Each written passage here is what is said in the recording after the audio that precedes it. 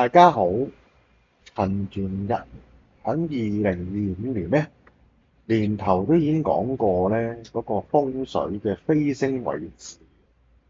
咁今年咧廣為人知蛇年啦嚇，咁啊好多人都話東北有問題，咁啊係人都知咁滯㗎啦，基本上都有留意網上新聞、網上報告都知道東北係一個叫做五黃星嘅導覽。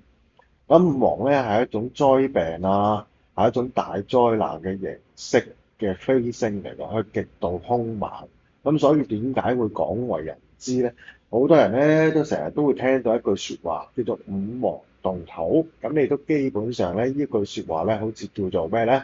好似太歲咁樣嘅啊！太歲當頭坐就無喜便有禍咁嘅形式。咁但係咧另一樣嘢啊，我喺早2個月都有講過咧，就係二黑入中宮嘅話咧，係代表咩啊？係代表一個叫做被動生意嘅模式。咁點解會咁講咧？咁記住一樣嘢，唔好我講你就信。我每一樣嘢都有個根同埋底咧，去揾下嗰啲資料個形式去講解嘅。咁因為二黑咧，佢個代表性咧喺呢個八卦嘅裏邊佢就係代表一種泥土，好似耕田嘅土咁。咁呢個泥土咧，你諗下，佢係入咗中宮，我哋叫做入囚，囚即係坐監。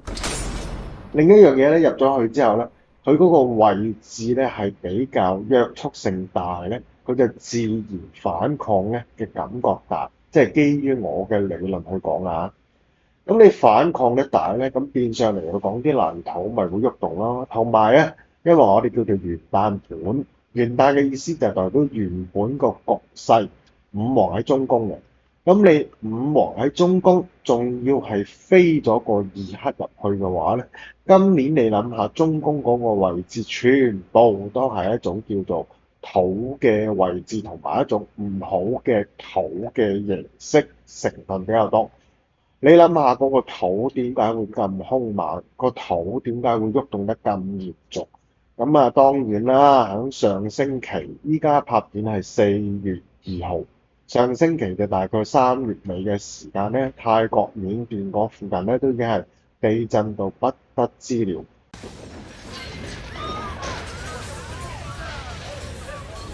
嚟緊會唔會更加之嚴重咧？可以答你一句，就算唔嚴重過之前都差不多，因為佢嚟緊嘅時間咧，如果你話夏天，去生旺土嘅元素就更加之茂盛啊。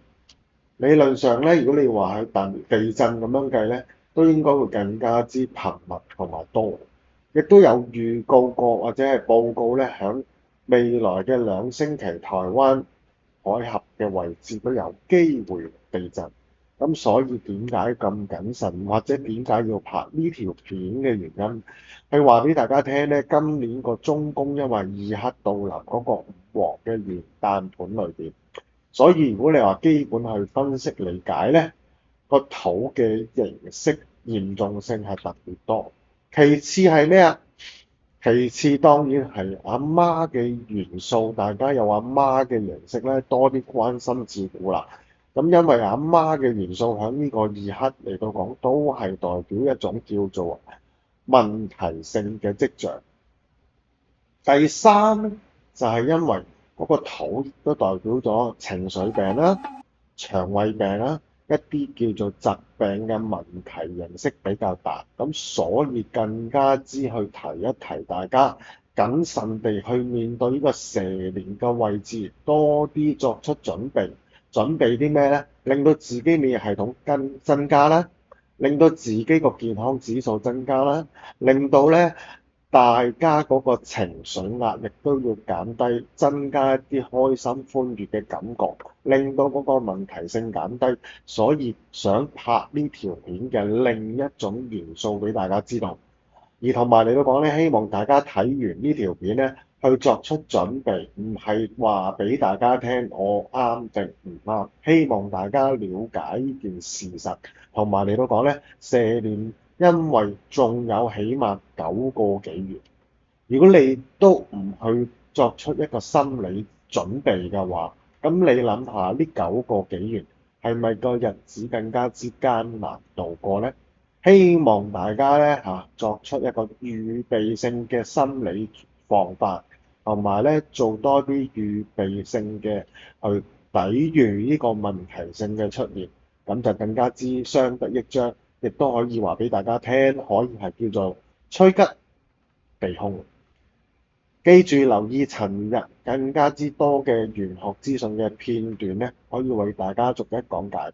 希望嚟緊嘅日子講解更加之進行多啲，去解釋更加多啲玄學嘅問題性俾大家。留意 YouTube 分享、訂閱、撳鐘仔，多謝，拜拜。